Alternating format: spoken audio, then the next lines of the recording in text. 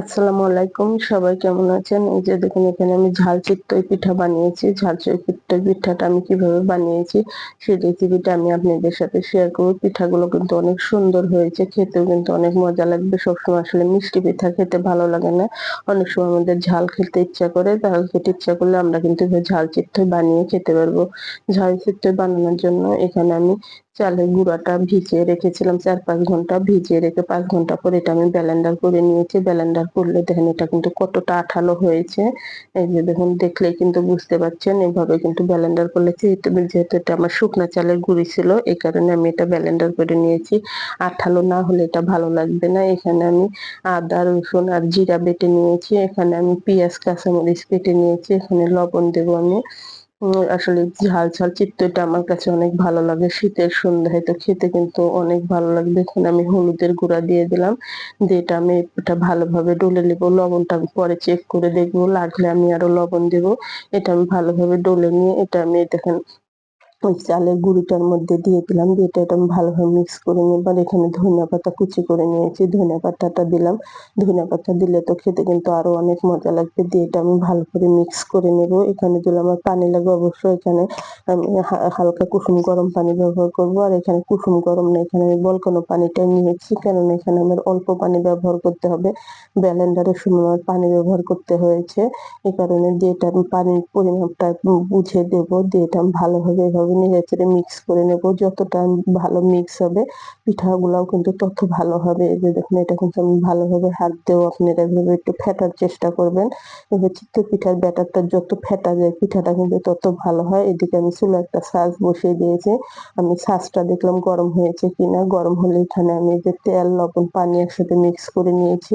এটা দিয়ে একটু ছাঁচটা মুছে দিলাম। মুছে দিলে কিন্তু পিঠার ছাদের মুছে দিলে এই পানিটা মুছলে পিঠাটা কিন্তু সুন্দর ছিদ্র হয়। আমার পিঠাটা কিন্তু সুন্দর মতন ফুলে। এটা আমি যে ছাঁচটা গরম হলে ব্যাটারটা আমি ভালোভাবে এভাবে নেড়ে চেড়ে দেবো। আর প্রথম পিঠাটা আমার কাছে আসলে কোনো সময় চিতই পিঠা বানাতে লাগলে খুব একটা ভালো একটা ফুলে না। আমার কাছে পরের পিঠাগুলো খুব সুন্দর মতন ফুলে। এই দেখুন এভাবে দিয়ে আর আমি ঢাকনা দিয়ে কিন্তু পিঠা দিয়ে আমি সাথে সাথে ঢাকি না। আমি একটু অপেক্ষা করি। এই যে দেখুন দিয়ে আমি একটু অপেক্ষা করতেছি। আমি একটু অপেক্ষা করার পর যখন পিঠার পাশ দিয়ে সিদ্ধ ভাব হতে থাকবে সে পর্যায়ে কিন্তু এটা আমি ঢেকে দিই। যখন একটু আমি অপেক্ষা করার পরে আমি এখন একটা মাটির ঢাকনা দিয়ে যখন ঢেকে দেবো। আমার এই আপনারা কিন্তু খাসটা মুখ সমান একটা ঢাকনা ব্যবহার করবেন। এই যে দেখুন পিঠাটা আমার কিন্তু হয়েছে কিন্তু পিঠাটা কিন্তু খুব একটা ফুলেনি। এজন্য এমনি পিঠাটা কিন্তু মাশাআল্লাহ দিলে একবারে খারাপ হয়নি। কিন্তু আমার কাছে আসলে এই পিঠা বানাতে লাগলে ১ম পিঠাটা কেন যেন আমি বুঝি না, হতে চায় না। পরে পিঠাগুলো কিন্তু মাশাআল্লাহ দিলে খুব সুন্দর হয়। এখন আমি খাঁজটা আবার একটু মুছে দিলাম। খাঁজের সাইডে একটু পিঠাটা লেগে গেছিল। আপনাদের বারবার কিন্তু খাঁজ মোছার দরকার নাই। কয়েকটা পিঠা দেওয়ার পর যখন দেখবেন আর পিঠাটা উঠতে যাবে না সে পর্যায়ে কিন্তু আমি খাঁজটা মুছে এই পর্যায়ে আমার একটু চালের গুঁড়িটা লেগেছিল এই কারণে মুছে দিয়েছি। আমি দেখুন এভাবে এটাও একটু অপেক্ষা করব। একটু সময় নিয়ে অপেক্ষা করব। আর পিঠা বলতে এগুলা কিন্তু আসলে ধৈর্যের ব্যাপার। ধৈর্য নিয়ে সময় সাপেক্ষে যেকোনো জিনিস করবেন অবশ্যই ভালো হবে। তাড়াহুড়ো করে আমি মনে করি আমার কাছে কোনো কিছু হয় না। অনেকে তাড়াহুড়া করে ঝটপট নাস্তা বানিয়ে ফেলে। আমি আসলে পারি না। আমি যেকোনো নাস্তা বানাতে আমার কাছে একটু সময় লাগে। এটাও আমি একটু অপেক্ষা করি। এই যে দেখুন ঢাকনা দিয়ে ঢেকে দিলাম। এই যে দেখুন ঢাকনা দিয়ে ঢেকে দিয়ে আমি একটু পর অপেক্ষা করব ২ মিনিটের মতন। এই দেখুন এই পিঠাটা মাশাআল্লাহ দিলে আমার অনেক সুন্দর ফুলেছে। আপনারা দেখে কিন্তু বুঝতে পারতেছেন। আপনারাও কিন্তু এভাবে বানিয়ে খেতে পারেন। শীতের সন্ধ্যায় কিন্তু সন্ধ্যায় বলেন, সকালে বলেন এরকম ঝাল পিঠা হলে খেতে কিন্তু অনেক ভালো লাগে। সবসময় মিষ্টি জিনিস খেতে কিন্তু সবার ভালো লাগে না।